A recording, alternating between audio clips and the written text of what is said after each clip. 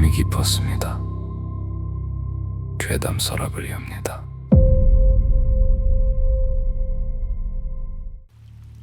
밤이 깊었습니다. 괴담 서랍을 열어볼 시간입니다. 코로나가 한창이던 때를 기억하시나요?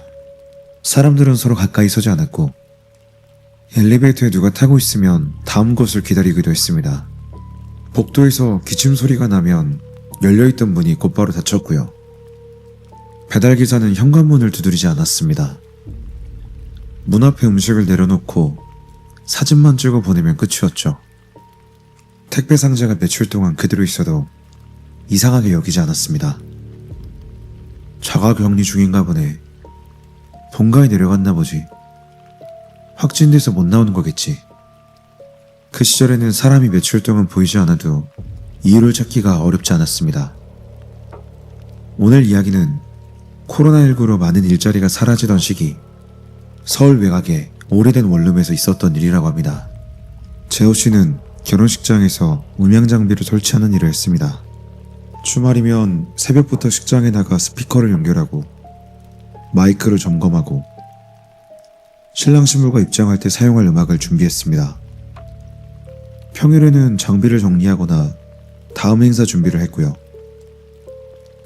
바쁜 달에는 쉬는 날이 거의 없었다고 합니다. 그런데 코로나가 시작되면서 결혼식이 하나씩 취소됐습니다. 처음에는 날짜를 미루겠다는 연락이 왔습니다. 그 다음에는 하객수를 줄이겠다는 연락이 왔고 조금 더 지나자 식 자체를 취소하는 경우가 많아졌어요. 회사에서는 직원들에게 무급휴직을 권했습니다. 재호 씨도 몇 달 동안 월급의 일부만 받으며 기다렸습니다. 상황이 나아지면 다시 행사가 열릴 거라고 생각했죠. 하지만 회사는 결국 문을 닫았습니다. 대표는 장비 몇 개를 처분해 밀린 월급 일부를 나눠줬고 직원들은 각자 다른 일을 알아봐야 했습니다. 재호 씨는 처음 한 달 동안 거의 집 밖으로 나가지 않았습니다. 낮에 일어나 배달 음식을 먹고 밤에는 게임을 했습니다. 그동안 보지 못했던 영화도 몰아서 봤고요. 처음에는 잠깐 쉬는 기분이었다고 합니다. 하지만 2달이 지나도 일자리는 생기지 않았습니다. 공연장도 닫혀 있었고 지역 축제도 모두 취소됐습니다. 재호 씨가 해오던 일은 사람들이 모여야 가능한 일이었습니다. 몇 군데에 이력서를 넣었지만 답은 없었습니다. 그나마 연락이 온 곳은 물류센터나 배달업체였는데 지원자가 많아 바로 일을 시작할 수도 없었습니다. 월세가 밀리기 시작하면서 재호 씨는 살던 오피스텔을 정리했습니다. 보증금에서 밀린 월세를 빼고 남은 돈으로 더 싼 방을 구했습니다.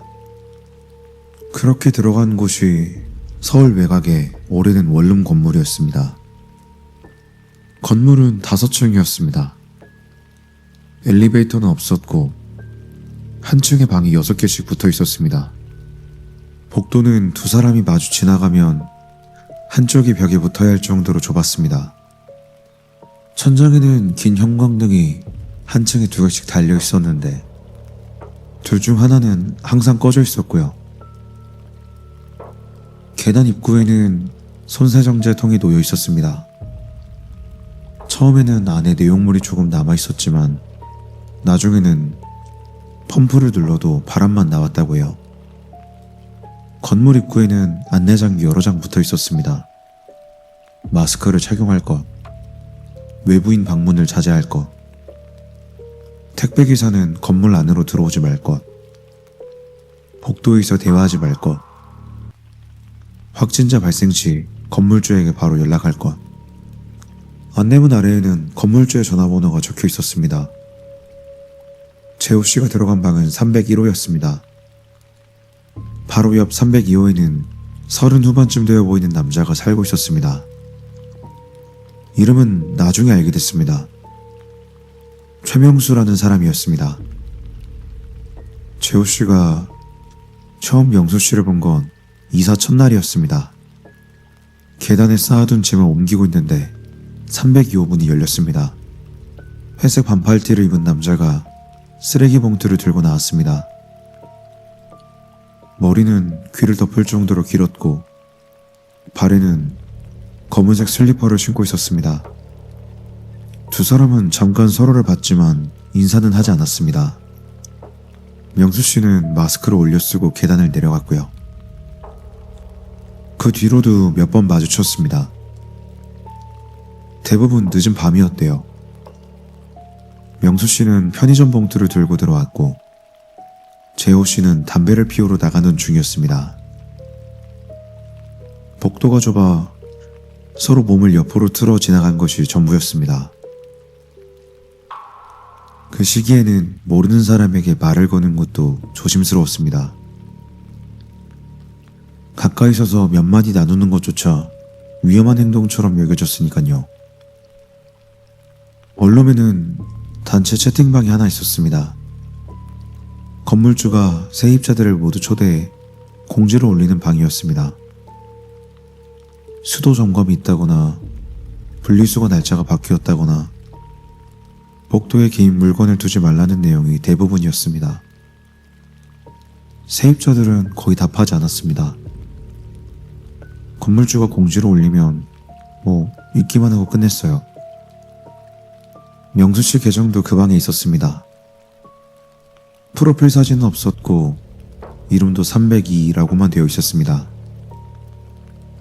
재호씨가 이사온 지 며칠쯤 지났을 때부터 벽 너머에서 텔레비전 소리가 들리기 시작했습니다.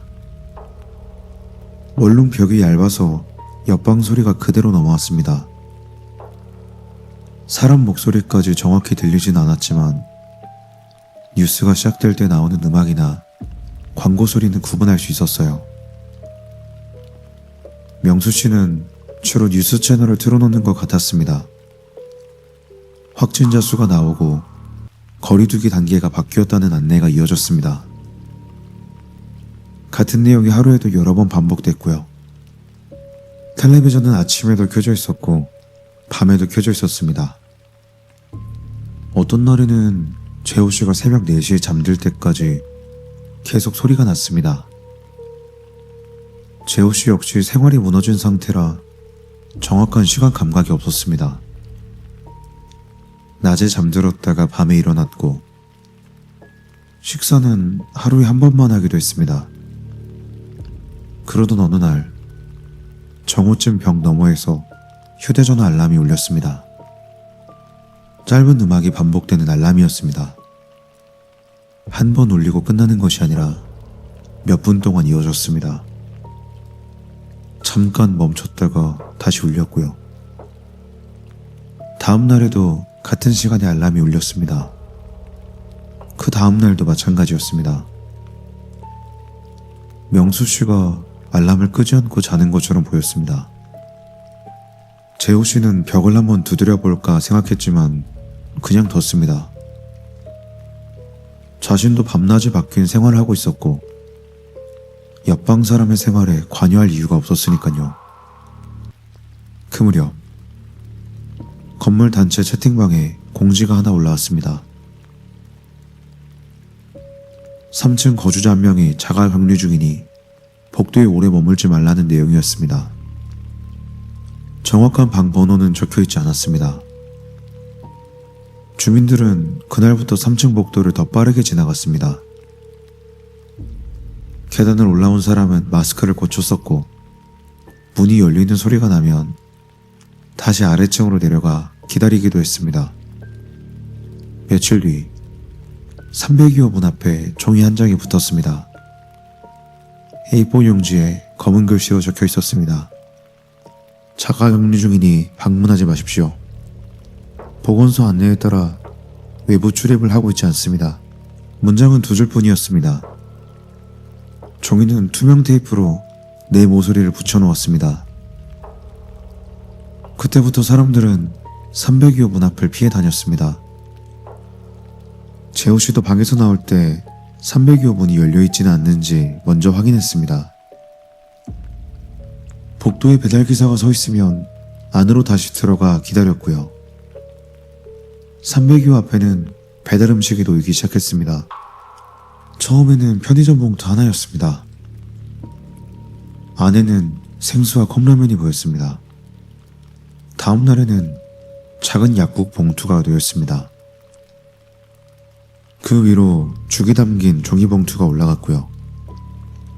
재호 씨는 자가격리 물품이라고 생각했습니다.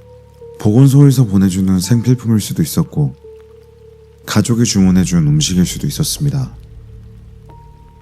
그런데 봉투는 줄어들지 않았습니다.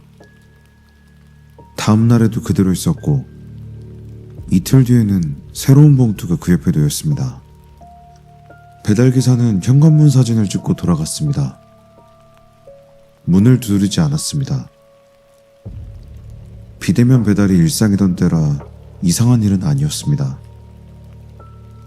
문 앞에 두고 가달라는 요청이 있었을 테고 기사는 그대로 했을 뿐이었어요. 복도에는 소독약 냄새가 진하게 남아 있었습니다. 건물주가 하루에 한 번씩 분무기를 들고 다니며 문손잡이와 계단 난간에 소독액을 뿌렸거든요. 냄새는 형광등 열기에 섞여 오래 남았습니다. 습기가 찬 벽지 냄새와 쓰레기 봉투 냄새도 그 안에 가려졌고요.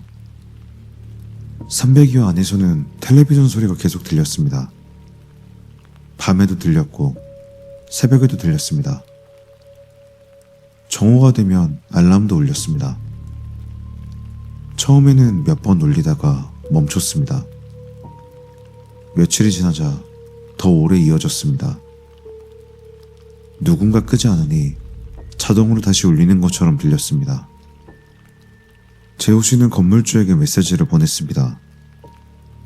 302호 사람이 괜찮은지 확인해야 하지 않겠냐는 내용이었습니다. 건물주는 금방 답했습니다. 보건소에서 관리 중이니 신경 쓰지 않아도 된다고 했습니다. 자가격리자는 함부로 방문하면 안 되고 문제가 있으면 본인이 연락할 거라고 했어요. 재호 씨는 그 말을 그대로 믿었습니다. 당시에는 보건소에서 확진자와 자가격리자를 매일 관리한다고들 생각했습니다. 전화로 상태를 확인하고 위치도 확인하고 필요한 물건도 보내준다고 했으니까요. 일반인이 괜히 나섰다가 방역 지침을 어길 수도 있었습니다. 며칠 뒤 건물주가 302호 앞에 봉투를 치웠습니다. 오래된 음식과 물품을 큰 쓰레기 봉투에 담아 계단 아래로 가져갔습니다. 재호 씨는 방문을 조금 열고 그 모습을 봤습니다. 건물주는 마스크를 두겹으로 쓰고 고무장갑을 끼고 있었습니다. 그는 302호 문을 두드리지 않았습니다. 초인종도 누르지 않았습니다. 문 앞에 놓인 물건만 빠르게 치웠습니다. 그리고 분무기로 문 전체에 소독액을 뿌렸습니다. 그날 저녁 302호 문에는 새 안내문이 붙었습니다. 자가격리 중이니 접근하지 말라는 내용이었습니다. 그런데 글꼴이 처음 것과는 달랐습니다. 새 안내문은 건물 입구에 붙어있던 공지문과 글꼴이 같았습니다. 종이 아래에는 건물주의 전화번호도 적혀 있었고요. 재호 씨는 건물주에게 다시 물었습니다. 302호 사람이 직접 자가격리라고 연락한 것이 맞느냐고요. 건물주는 정확히 답하진 않았습니다. 세입자 개인정보라 말해줄 수 없다고 했습니다. 확진자 소문이 퍼지면 건물 전체가 피해를 보니 단체 채팅방에도 관련 내용을 올리지 말라고 했어요. 그날 밤 302호 텔레비전에서는 예능 프로그램 재방송이 나오고 있었습니다. 웃음소리와 박수소리가 벽을 타고 넘어왔습니다. 방 안에서는 사람이 웃는 소리가 들리지 않았습니다. 텔레비전에서 나오는 웃음소리만 계속됐습니다. 자가격리 기간은 보통 2주였습니다. 하지만 302호 문 앞에 붙은 안내문은 2주가 지나도 떨어지지 않았습니다. 건물주는 날짜를 적어놓지 않았고 주민들도 정확히 언제 붙었는지 기억하지 못했습니다. 그 시절에는 날짜가 빠르게 흐르면서도 모두 비슷했습니다. 월요일과 금요일의 차이가 없었고 주말이라고 특별한 일도 없었습니다. 재호 씨도 하루 종일 취업 사이트만 확인했습니다. 지원한 회사에서는 연락이 없었습니다. 카드값은 밀렸고 휴대전화 요금도 연체됐습니다. 가족에게는 일을 알아보고 있다고만 말했습니다. 자신이 사는 곳의 정확한 주소를 알려준 친구도 많지 않았습니다. 원룸으로 이사한 뒤 누구를 집에 부른 적도 없었고요. 아마 명수 씨도 비슷했을 겁니다. 그가 언제부터 혼자 살았는지, 가족과 얼마나 자주 연락했는지 아무도 몰랐습니다. 건물에서 그 사람의 이름을 아는 주민도 없었습니다. 어느 오후, 낯선 남자가 3층으로 올라왔습니다. 마스크를 쓴 채 302호 문 앞에 서서 초인종을 여러 번 눌렀습니다. 문을 두드리기도 했습니다. 남자는 휴대전화로 계속 전화를 걸었습니다. 방 안에서는 벨소리가 들리지 않았습니다. 텔레비전 소리만 계속됐습니다. 재호 씨가 문을 열자 남자는 자신이 302호에 사는 사람의 동생이라고 했습니다. 형과 연락이 닿지 않아 찾아왔다고 했어요. 건물주에게 전화했더니 자가격리 중이니 기다리라는 말만 들었다고 합니다. 동생은 형이 자가격리 중이라는 말을 처음 듣는다고 했습니다. 최근에 검사를 받았다는 얘기도 없었고 확진자와 접촉했다는 말도 없었다고 했어요.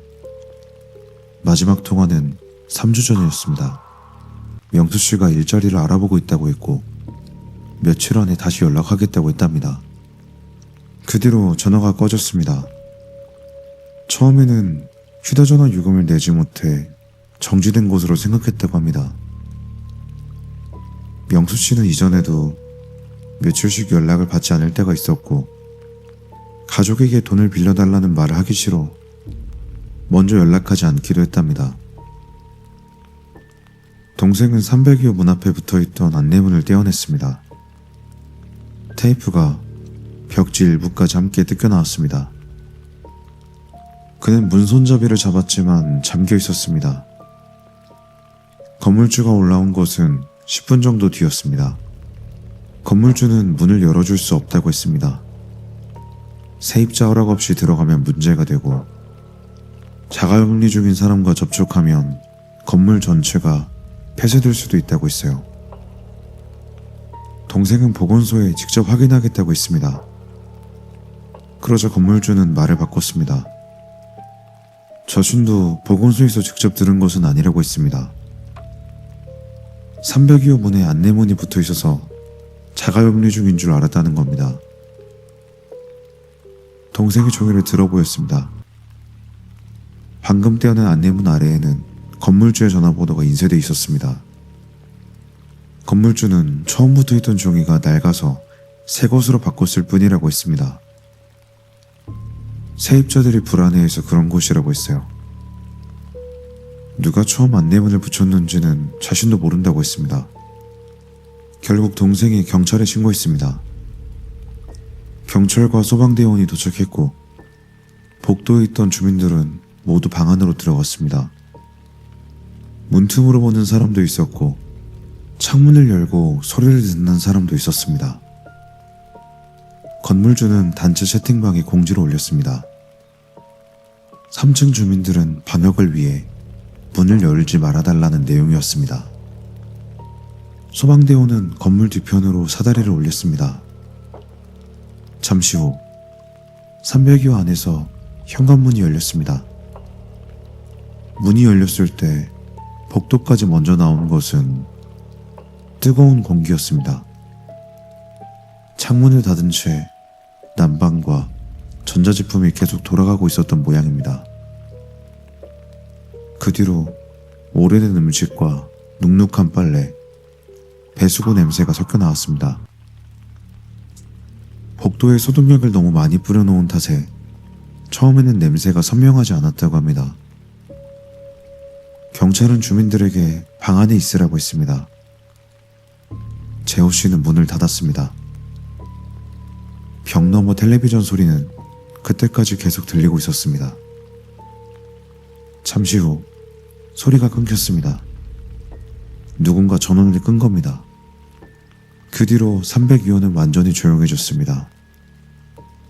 명수 씨는 방 안에서 숨진 채 발견됐습니다. 발견 당시 이미 상당한 시간이 지난 뒤였다고 합니다. 정확히 언제 숨졌는지는 주민들에게 알려지지 않았습니다. 다만 문에 자가격리 안내문이 붙기 전일 가능성이 높다는 말이 나왔습니다. 명수 씨는 코로나 확진자가 아니었습니다. 검사를 받은 기록도 없었고 자가격리 대상자 명단에도 없었습니다. 경찰은 외부 침입 흔적이 없다고 했습니다. 오랫동안 이어진 실직과 생활고 때문에 스스로 목숨을 끊은 것으로 사건은 정리됐습니다. 방 안에는 이력서가 여러 장 놓여 있었습니다. 배달업체 지원서와 물류센터 근무 신청서도 있었습니다. 책상 위 달력에는 면접 날짜가 하나 적혀 있었습니다. 그 날짜는 명수 씨가 숨진 것으로 추정되는 시점보다 며칠 뒤였습니다.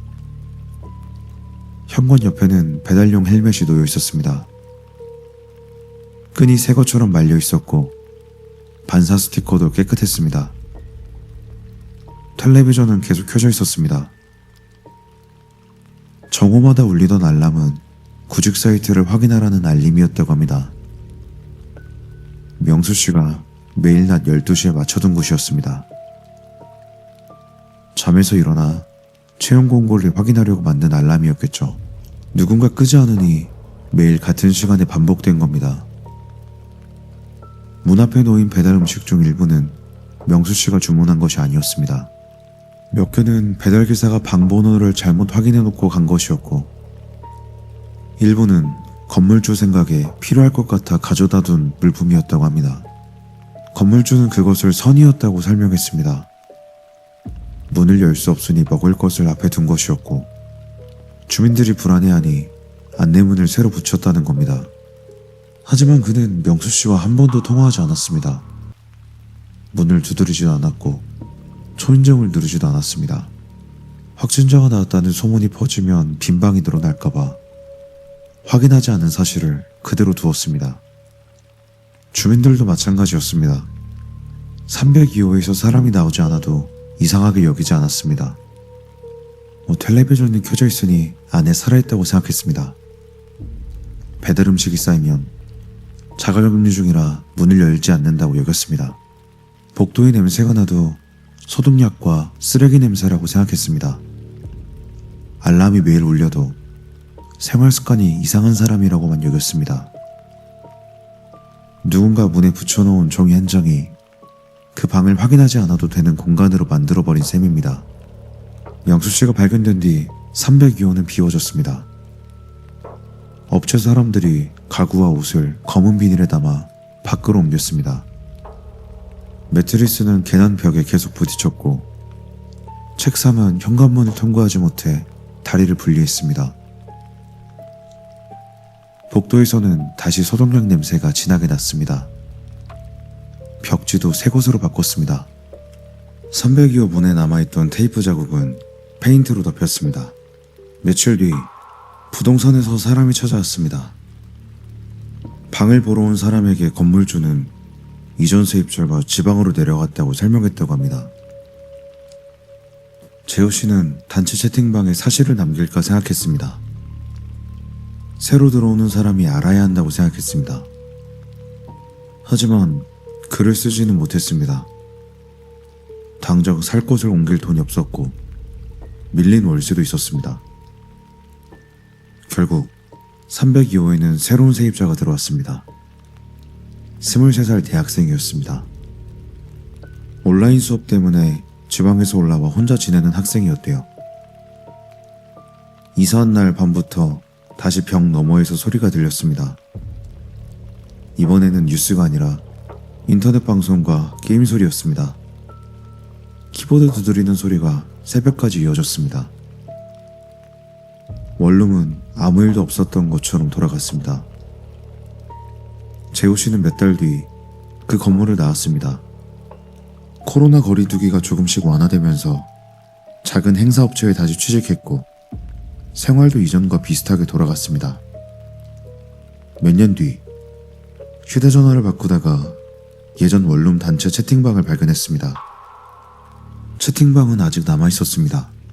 건물주는 여전히 수도점검이나 소방시설 검사 공지를 올리고 있었고 새로 들어온 세입자들의 이름이 추가돼 있었습니다.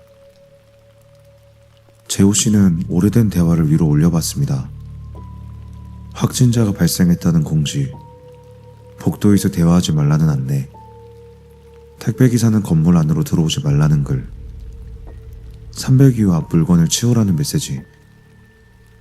그 사이에 명수 씨가 남긴 글이 하나 있었습니다. 자가격리 안내문이 302호 문에 붙기 하루 전이었습니다. 내용은 짧았습니다.